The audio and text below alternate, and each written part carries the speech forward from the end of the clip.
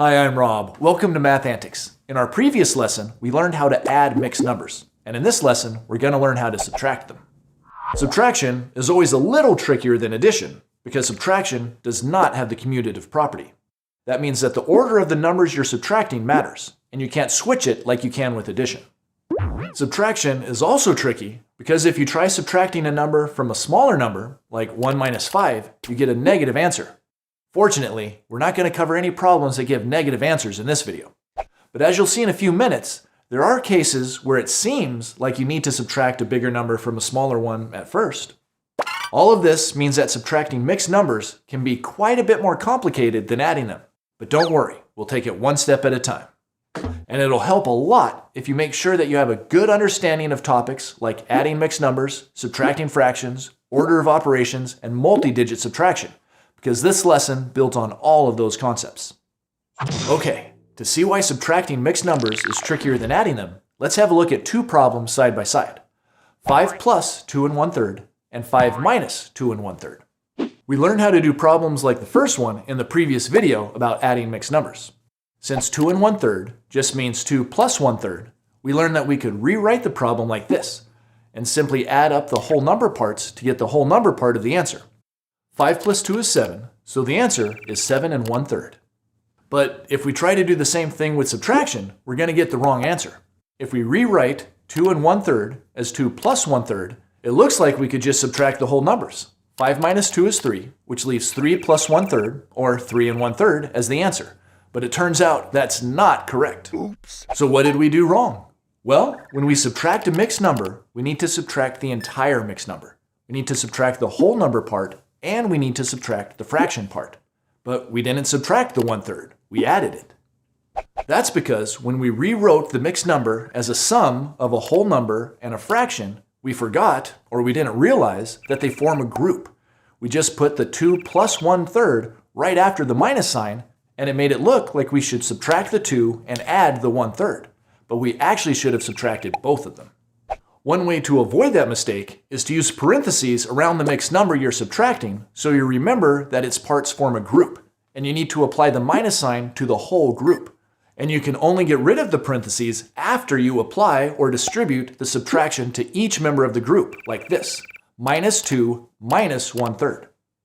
Now that we have the problem written correctly, we'll get the right answer if we do these math operations. Going from left to right, we have 5 minus 2, which is 3. But then for the last step, we need to subtract 1/3 from 3. That might seem hard to do, unless you remember what we learned about whole fractions in the last video. When adding mixed numbers, sometimes we'd get an answer like this, 2 3/3. But since 3/3 is what I call a whole fraction, its value is just 1. And we learned that we could simplify an answer like that. 2 3/3 is 2 plus 1, which is 3. Well, how about if we just do that same process in reverse?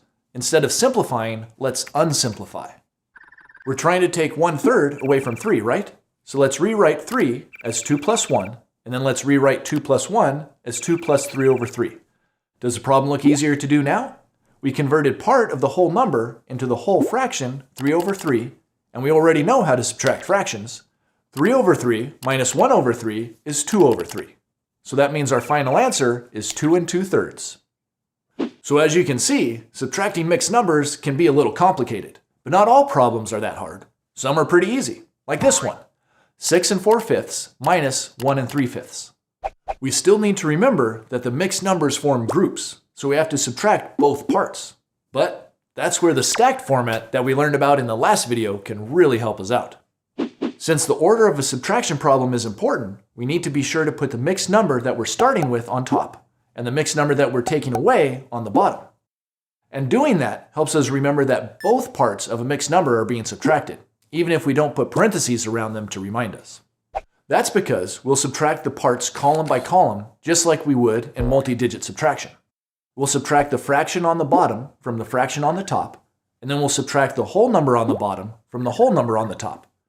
4/5 minus 3/5 is 1/5, and 6 minus 1 is 5. So the answer is just 5 1/5. See, that really was easy. And that's why I recommend using stack form whenever you can for subtracting mixed numbers. It'll help you remember that both parts of a mixed number are being subtracted without having to worry about groups or parentheses. But even though the stacked form is a great way to keep from getting confused about groups, it doesn't make every problem quite that simple. For example, let's try the problem 5 1/7 minus 2 3/7, and let's use stacked form again. We're starting out with 5 1/7, so it goes on top, and 2 3/7 goes on the bottom. But when we try to subtract the fractions column, you'll see that we have a little problem. 1/7 is less than 3/7, so we can't subtract it without getting a negative number, which we'd really like to avoid. So what do we do now? Well, do you remember what you do in multi-digit subtraction when you have to subtract a bigger digit from a smaller one? Yep, you borrow or regroup from the column to the left. And we can do something really similar to that with mixed numbers. We can make the fraction part of a mixed number bigger by borrowing from the whole number part. In the video about adding mixed numbers, we learned that a mixed number with a fraction part that's improper is bad form, because you can simplify out a whole fraction and then add it to the whole number part. Well, we can do that process in reverse also. We can subtract out 1 as a whole fraction from the whole number part and add it to the fraction part to get an improper fraction. And even though that's considered bad form, it's okay because it's not our final answer. And it helps us subtract the fraction column without getting a negative fraction. In this example, we do that by changing the whole number part, 5, into 4 plus 1, and then changing 4 plus 1 into 4 plus 7/7. And finally, we can combine that 7/7 with the 1/7 to get 8/7. Now the fraction on top is big enough to subtract 3/7 from. 8/7 minus 3/7 is 5/7. And then we just need to subtract the whole number parts. The top whole number used to be 5, but we borrowed from it, so now it's 4. 4 minus 2 equals 2, so our answer is 2 5/7. Let's try another example to make sure you've got it. And let's make it a story problem this time. Suppose there's this guy who's a builder named Rob, and suppose he needs to fix something by subtracting the mixed number 1 5/8 from 6 1/8. Can he fix it? Yes, I can. Well, at least with the help of my trusty cat, Richard. Where did that rascal run off to? Richard? Richard? Oh well. The first thing we need to do is put these in stacked form, with the number I'm taking away on the bottom. Then I need to subtract the fractions. But I notice that the fraction on top is less than the fraction on the bottom. So I need to make the fraction on top bigger by borrowing from the whole number part. I can replace the 6 with 5 plus 1, and I can replace 5 plus 1 with 5 plus 8/8 to get the whole fraction I need to add to the top fraction. 8/8 plus 1/8 is 9/8. So now I can subtract the fraction column because the fraction on top is bigger. 9/8 minus 5/8 is 4/8. And then I can subtract the whole numbers. 5 minus 1 is 4, so the answer is 4 4/8. Does that look right to you, Richard? You're right. 4/8 can simplify to 1/2. So my final answer is 4 1/2. Thanks for your help, Richard.